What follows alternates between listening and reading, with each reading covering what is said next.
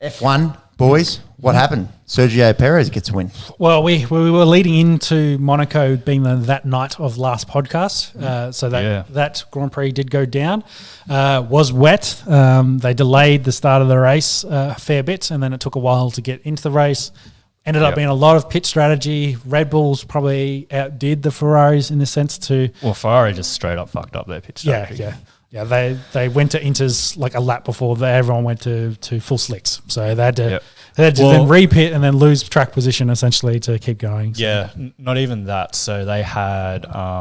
Leclerc out in front. He was behind Sainz. Yes. Okay. They double stacked the pit. Yes. So they put Sainz in and then Leclerc went straight in after him on the same lap. So that meant that Leclerc didn't have the opportunity to have that free lap. Mm-hmm.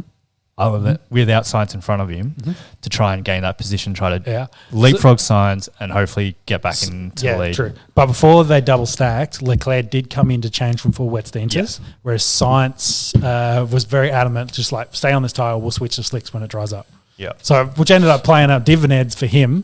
But through that period, Perez, they got the pit stops right for him. He actually got leaped his teammate in this one in Verstappen. So, and then that's basically how they ended, which was the same result as the crash in qualifying, which everyone thought was funny. Perez was 1, Sainz was 2, Max was 3rd, and then, of course, Leclerc in 4th. They were well out in front of everyone. Yep. George finished 5th to keep his 5th streak going. Who was 6th? Because I think Alonso was 7th, wasn't he? Yeah. And bloody Alonso decided to save his tyres for the race and was 3 or 4 seconds a lap slower than the leaders. But considering Monaco is a thin circuit, we talked about this. Hard to overtake. Yeah, everyone behind Alonso all the way back to the last car was within half a second of each other. Really? Because they were just backed up. He created what we will call the Alonso train. So Hamilton, of course, was probably the biggest loser of this because he was the first car behind Alonso and really couldn't get an opportunity to attack. And most drivers couldn't get an opportunity to attack because if they did, there was still water off the racing line, slippery. Yeah. So I think Sainz had a massive... He got a regather on the straight.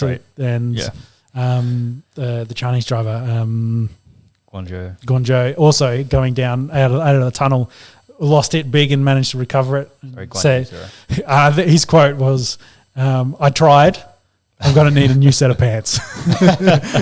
As in he shit himself? Yeah, because essentially, doing max speed in the F1 car at this circuit. Oh, yeah. They come into the wet and the car's going left and right, and he's trying to keep it from ending it in the wall. And he's like, I tried the overtake, I shat myself in this process, but... That's it. They were the main storylines. Perez re-signed afterwards. Yep. Oh, no, another one. Mick Schumacher had a massive crash. Yes. Split the car in half. Yes, split the car in half. As designed. Yeah, it's as designed now. So after the Grosjean crash a couple of years ago, massive fireball, the F1 cars are now designed to split in half if they're, I guess, hitting that right spot, that sweet spot. Yeah, they were saying the driveline, say engine to gearbox, was all too strong, which could potentially do other damage elsewhere on the failure. So in the crash of a big crash like this, get the car to separate, that disappears, and then you've left with the driver cockpit all by itself. So very interesting. Did a job. Caused a red flag and all of this. More tyre strategy, etc. And I think didn't the Ferrari stay on hard in this, and then the Red Bulls got a free pit stop. Possibly, I can't remember. Anyway, it didn't matter too much. Yeah. So, did we go on through the order? I got up to 5. Who was 6? All right, yeah. So 6 was Norris. And then 7. Fernando was 7. 7, and then Hamilton, Bottas, Vettel. Yeah. So let's finish on Perez. Becomes the most wins by a Mexican driver in F1 history with 3. They were equal on 2. Then he signed his extension during the week. Some chat about a quote that he made to Horner going up to the podium that I shouldn't have signed yet.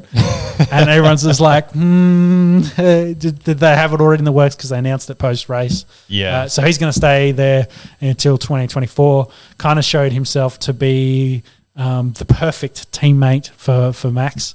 in this team, does exactly what they want, scores bulk points, helps them stay in that context for constructor, but also helps prioritise Max when need to keep pushing the world title fight. So they obviously love him there, even though he's a bit of an older driver with, the young guys they got at AlphaTauri. They can then focus, that's their team sort of side of it. So good job for him. He'll be there for another, was that end up being 2 seasons? Something like that, yeah. It'll be interesting to see what happens. Like if he keeps on having this kind of form, I'm like, you're going to have 2 very, very competitive race cars in Verstappen and Perez. So well, did you see whether he continues to follow team orders or whether... did you see Daddy Verstappen's comments during the week? No, what did he say? He was saying they shouldn't have prioritised Perez's race strategy over Max's. I was like, I don't think they could have done anything different without losing positions to the Ferraris. So was that a classic case of the old man just trying to stick up for the young fella? And Max has a world title to win. So yeah. Either way, he still got bulk points. His main competitor currently, Leclerc, did finish behind him, so he didn't lose out in that regards. Yeah. So Verstappen's still leading the championship on 125 points. Leclerc's behind him at 116. And Perez climbing the board at 110. Yeah, and I'm assuming Sainz is in 4th. Russell With consistency. Yeah. Consistency, 84 points, and Sainz just behind him on 83. I can see the Mercedes coming back in the second half of this year. They've definitely looked better. Just need to qualify well, and they can compete with these 2 other teams. Someone that isn't doing so great is our lad Ricciardo. Still struggling with the car. There's been a lot of chat about him from a lot of different personalities, even from Zach Brown, the team principal himself. Constantly being outperformed by Lando. Finished 14th in this race or 12th. Out of the points, probably the main thing, which is not helping his chances. So that noise on Ricciardo is only growing louder, which is a concern. He needs some results soon, get some points. He was 13th. Compete with 13th. There you go, right in the middle of the 2 I said. Got to compete with Lando going forward. That's it. And that's F1. Week off this week, and then the Azerbaijan GP Baku, yes. Yep. I think before then they go to Canada, and then they go back fly over the big pond, and then go back into England. Great Britain, Silverstone. Bit of travel for them. Yeah, they're bitching about travel, and then they don't do, geographically located races together. They just hop back and forth. Anyway, I think that's what the plan is for next season. They'll try to do, let's call it a tour, do tours of certain continents instead of bouncing back and forth between the continents. That's it, yeah. Well, again, I guess that's the underlying story for F1 this year is what's going to happen with, they have to give up 1 or 2 races of the regular circuits for next season. So they were, all the big teams are bitching about the cost cap as well during the week, and all the little teams, as in, can we increase it? And all the teams are like, apparently, no. So they agreed to the cap, and they have inflation probably hasn't helped them. So but it, of course, doesn't help. Oil prices at the moment, it's pretty expensive. Yes.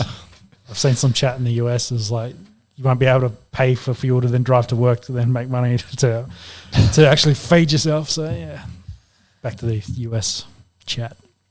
All right, that's F1.